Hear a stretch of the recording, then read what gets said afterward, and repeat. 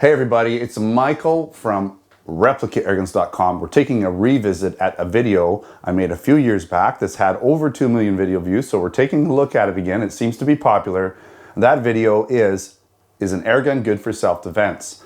So why are we taking a look at it? Well, people just, like I've had a lot of different opinions. People have been saying to me, well, maybe Mike, you're wrong about this, or maybe you could use this airgun in this situation. What about if you do this?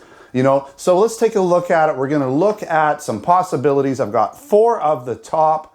I'm going to call them pushback. So people that are pushing back against what I said and saying, well, maybe you're wrong about this. And I have no problem with people that have opposite opinions of mine. I think it's great. We all have an opinion, right? We can't all think the same. That's what life's all about. That's why we have all this community going on, because everybody's got an opinion. As long as you address your opinion in a way that's respectful, right, courteous to others, then that's totally cool, right? And I'm glad you guys are giving me this feedback. I don't always answer because a lot of times it's the same thing. So hopefully if you've asked or mentioned one of these points, then hopefully I can, at least address it and give you, I'm going to do this sort of like in a pros and a cons thing. Like I'm not going to say, oh, you're wrong, I'm right. Like let's take a look at what you're talking about here and see, if there's merit to it. So now keep in mind, we're talking about, like when I address this, I'm talking about the average BB gun, like a CO2 BB gun. It's gonna have maybe 400 feet per second to up to 500 if it's non-blowback. If it's blowback, it's probably gonna be even under 400 feet per second, okay? Usually they hold 1 CO2, they hold standard BBs, 4.5 millimeter steel BBs. We're not talking about airsoft. That would be pretty much ridiculous because those are designed to shoot at people and not hurt them, right? A BB gun can hurt you, right? It can even kill you if it hits something vital. Airguns have been known to kill. So I'm not saying they're not capable of killing a person, but are they the right tool to use for self-defense? That's really the question here. Okay, so that would be one. You got your pellet gun, right? This is a pellet CO2 blowback gun, and it's got a higher capacity mag than most pellet guns. I believe it's like 16 rounds, something like that. So that's a lot of rounds. You could probably do some damage with it for sure. Those are the kinds of guns that we're talking about primarily, because you're not going to use a pump action, a multi-pump gun, or some sort of a break barrel pistol or rifle, because you're going to get one shot off, and then it's like, what are you going to do? Reload, put a pellet in there, crank it, or pump it multiple times? That's just out of the question. We could be talking about PCP air guns, and I'll get into that in a little bit. So also keep in mind, this is one thing that kind of, maybe I didn't address fully. When you put CO2 in an air gun, there's a likelihood of it just like the CO2 leaking out slowly. So you may think that you've got an air gun that's ready to go, but when you go to shoot it, there's no CO2 left in it. Some air guns will hold CO2 better than others. So you need to know that if you are going to use an air gun for any type of self-defense, and before we totally get into this, let me cover this. It may be a completely bad idea for legal reasons in your country, like here in Canada. If we use an air gun for something that's even a little bit illegal, and using it as a weapon for self-defense could be seen as an illegal activity, then it is basically viewed as a real gun. So you might as well have just used a real gun in that situation if you own it, because you're going to get prosecuted the same way as if you use an air gun or a real gun. That's just what we have here in Canada. So your laws may be different. Here in Canada, we have to safely store even air guns. We can't leave them loaded full of ammo and stuff. That's typically not a good thing. And we're even in some situations have to lock them up. It just depends on your area. So it depends on your laws and things. Using an air gun for self-defense could be completely illegal. So let's just assume that where you live, it is legal. Okay, so that's what we're going to do, is we're going to address for those people that are allowed to shoot other people with air guns legally if they come into their home.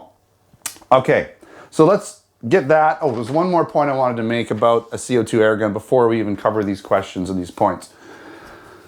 Okay, 400 feet per second. Let's say this gun shoots 400 feet per second. What's that going to be able to do to a person? Well, it can barely get through a soup can. So it might get through one side of a soup can, but it's probably not going to get through the other. I've found that you have to be really close to 500 feet per second before a steel BB will go through both sides. Pop can, no problem. So can it penetrate heavy clothing? Maybe, maybe not, right? If you've got a leather jacket on, it's different than a soup can. It's going to absorb the energy differently, and it may not even get through a leather jacket, or even a heavy, a heavy jacket made out of cotton, say like a jean jacket, a heavy one, right? Especially if you have multiple layers of clothing. And even if it does get through, it's not going to do a whole hell of a lot. So there's that to consider. If you're shooting at somebody and you're shooting them in the body and they got a jacket on or some puffy jacket, they won't even feel it, okay? It's not going to do anything. So keep that in mind. And so let's get to this first question, because here it is. When the bad guy sees the air gun, they're going to run away thinking it's a real gun. Okay, that point came up a lot. Like just the intimidation factor of an air gun, okay? And you know what? There's definitely validity there. There's a possibility that that person is going to see the air gun. They're just going to hightail it out of there, because the average criminal isn't that stupid, and they go for victims, right? So they're gonna look at the situation and say, no, I'm going to find an easier target. I'm going to get out of here and go and break into someone's house that doesn't have any type of gun, and then, you know, I've got basically all the control. So if they see that air gun, they might hightail it out of there. But what if they have a real gun, right? And if they see a gun, they see your gun, and they do have a real gun, they may just end up pointing it at you and just unloading the whole magazine into you, and there's game over, right? So intimidation factor down, right?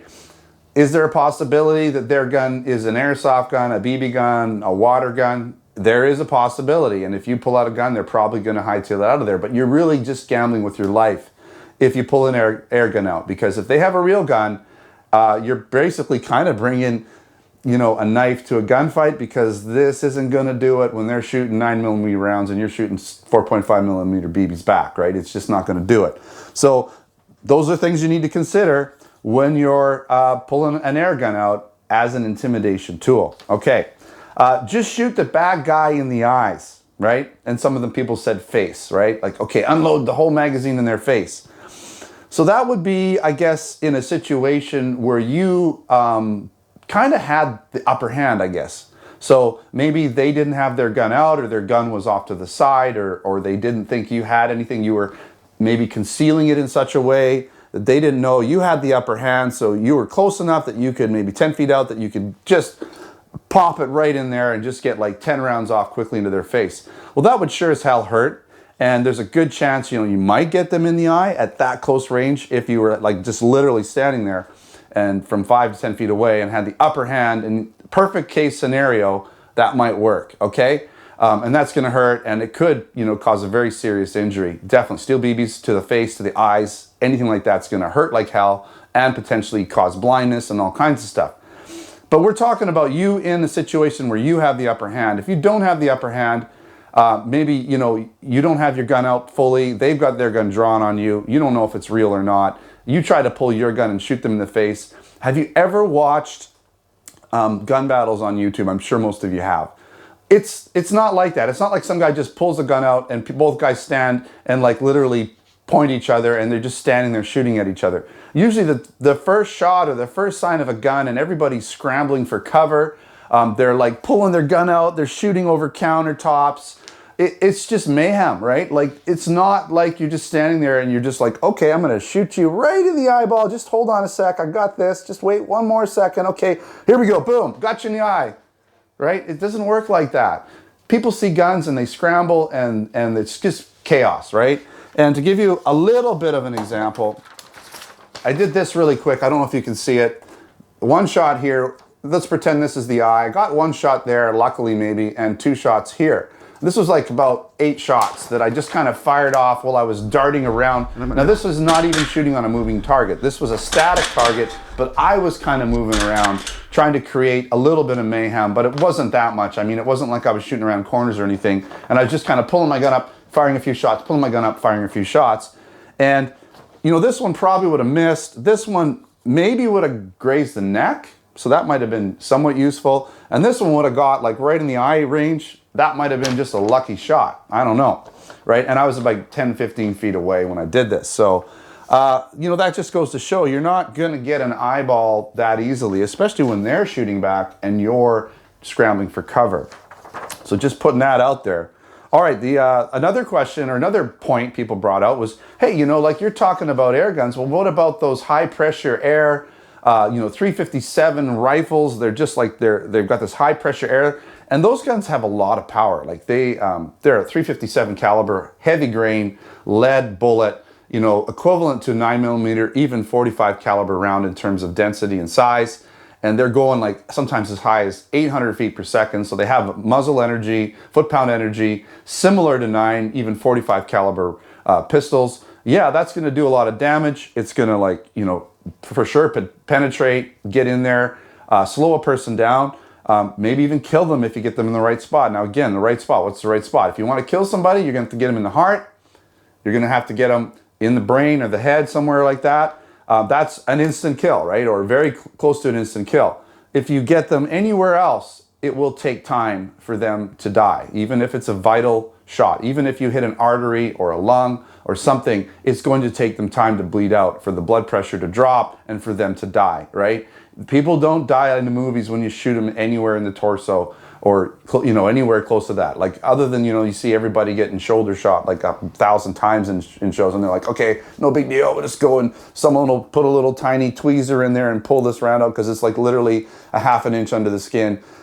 Movie stuff, right? That's movie stuff. When you get shot in the shoulder, you don't just take a little pair of tweezers and pull the round out. It's probably gone in, hit a bone, deflected somewhere, and, you know, you never know where you're going to find it. That's reality. Same with when you shoot somebody in the body.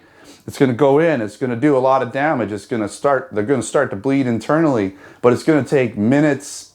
You know, some people can live even hours after being shot before they bleed out if they don't get help, right? So they got tons of time, if they have a real gun, to turn around and just, you know, empty their magazine in you. Especially if you have one of these PCP rifles, they're generally like one shot and you're done. There are some with magazines, but they're like bolt action. I think some are semi-auto, but I mean, we're talking like, who has access to these guns, these like high-end guns? Not very many people do. Then you're gonna have to keep it loaded. You're gonna have to keep it charged with air, all of these things, and it's a rifle, so at the end of the day, it's a little awkward. It's not the perfect tool for, you know, self-defense. Usually pistols are a little bit better because they're reactive, right? You can get them on target, you can point them a little quicker. They're better in close quarters, right? So I don't think an HPA airgun is really the ideal thing. If you're lucky enough to get that first shot off, again, out of surprise, they're far enough away that you can get that first shot on them, and you happen to hit them in a vital area and put them down right away, then maybe you're going to get lucky. But it's just not like that. People don't go down right away. There's things like adrenaline, and, you know, people that are on crazy kinds of, you know, chemicals and drugs, they're not feeling it, right? When you get into a gun battle, you're not going to feel it as much. You're going to feel it, but you're not going to feel it until it's over and the adrenaline's gone, right? All right, what about a full auto high capacity air gun? So let's take a look at something like this, right? I've got the draws here. This thing's got, well, this one has a 30 round and it's CO2, but you can get these with high pressure. You can have like canisters attached to them, and have like the draws, what's a Blackbird? I used to own one. You can watch those videos. Those things are insane. Like, they just shoot round after round, high velocity, high rate of fire. They can get up to, you know, 700-800 feet per second if you do certain mods to them. Is that going to put somebody down? That would be a scary gun in a gun battle, because it would penetrate clothing. It would, you know, be pretty easy with these red dot scopes to get that on target. You wouldn't even you just need to get it on him and get a few rounds into even his shoulder or anywhere, and that guy's going to be like, ah, and then, you know, whatever. I mean, you'd have literally unlimited round ammo with the Draws Blackbird. It's got this huge hopper and it just keeps feeding BBs into it. Watch that video, it's insane. This one's a 30 rounder, so you'd have to be a little bit, you know, make sure you're not wasting ammo, but you got 30 rounds, and this one's like, you know, pretty high velocity too. It can be modded for super high velocity. Not as high as the PCP ones, but it would work, you know. Something like this, 30 rounds again, or no, 28 rounds, I believe, 24, 28 rounds. BB, full auto. Get this one on target in the face and pump like 10 to 16 rounds in there. That's gonna stop them. Again, you gotta have the upper hand, right? High intimidation factor with these guys too, especially this one. It looks like an AR, right? I mean, you have this point at you, pretty scary. If you get a bunch of rounds in that guy, in his face and neck area, it's gonna do some damage. But what if you don't? You know, what if the guy darts around a corner before you can do anything, and he's got a real gun, and now he's shooting bullets through the wall at you? Because again, it's not the movies. Bullets go through walls, right? So if he's smart enough, you just gotta get behind a wall, because these aren't gonna go through. He's gonna just shoot through the wall and it's game over for you, right? So BB guns are just, in my opinion, not the right tool.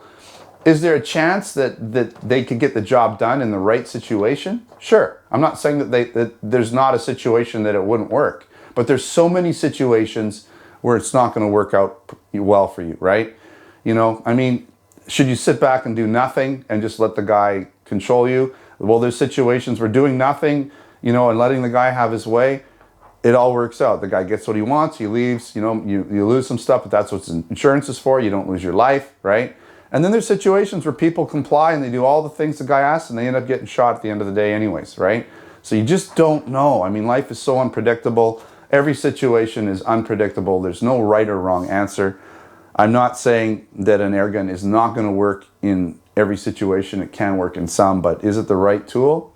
No, I think there's better options out there. Like, for instance, if you can use a real gun's going to be obviously the better tool. You know, shotguns for home self-defense are great, just because, you know, there's less likelihood of you shooting through a wall and killing your family member or something. They're great, you know, they've got the spread out pattern. They're going to do a lot of damage, but in most cases they won't kill the person, especially if you're back a bit. They're just going to really, you know, knock them down. They're just going to, like, all those pellets in them is going to stop them, slow them down pretty good, right?